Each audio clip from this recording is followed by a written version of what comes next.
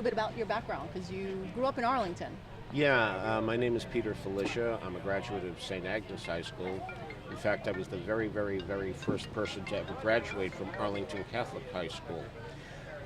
It's not that they didn't go alphabetically. Good, how are you?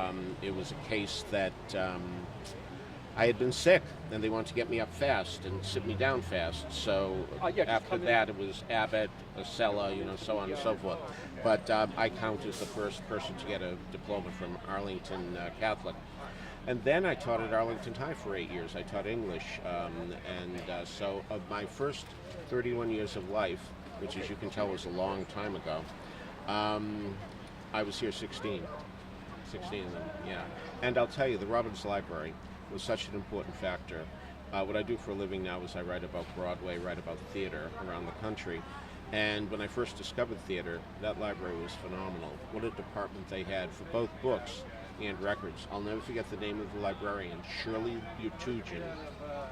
I hope she's still alive and well, but nevertheless she used to get in the original cast albums quickly. The books used to come in quickly. I learned so much from that library, so this has really been a very important part of my life. And there weren't a lot of computers in the library back then. I couldn't find one, I'll tell you the truth. All I could find was books, but there were plenty of those, and that was good enough. And that librarian, I bet, helped you a lot. Did she ever? She was phenomenal. And once she saw that I was interested in this field, she made sure that she would get in things that were arcane. She said, I got in a new album for you. I think you're going to like it. That type of thing. Phenomenal lady. I like to tell the younger kids that if you want to learn, no one can stop you.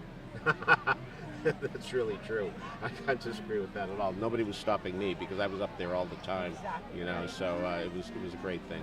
And so we want to talk a little bit about this book because you're in it. Yeah.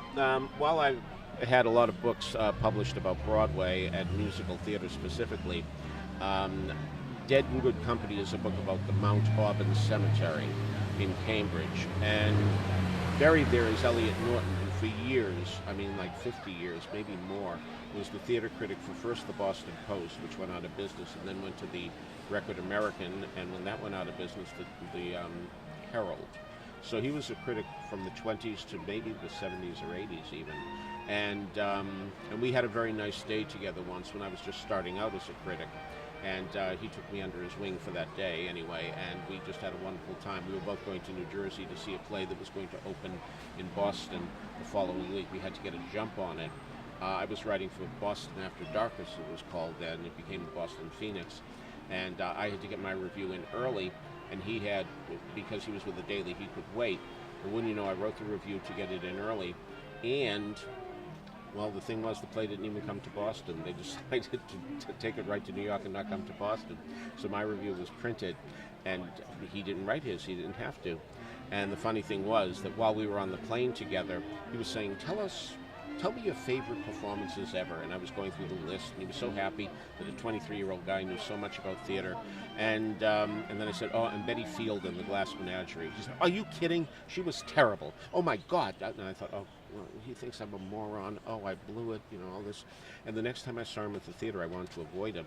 And he said, I saw that review of that play that we saw together. I felt exactly the way you felt, which was really such a validation for somebody he really was the Dean of American Theater Critics. He was known as that. So it was a very important point in my life. So that's what this story is about, because he's buried in Mount Auburn. Okay. So how many books have you written now? Well, I've written 20 books, but 6 of them have to do with theater. I used to be a columnist for 17 magazine, giving advice to teenage girls. So if you have any leftover problems, I know I can solve them for you, because that's what I was doing. So I wrote a lot of books for teenagers, but theater was always my first love. And when I had the opportunity to join a magazine, I did that, and then I just switched over to writing about theater, and which is what I do now. And what does it mean for you to be here today with us, because you live in New York City now? So yeah, I came here specifically for this, because I really am crazy about this town. And walking around and seeing various places and having memories.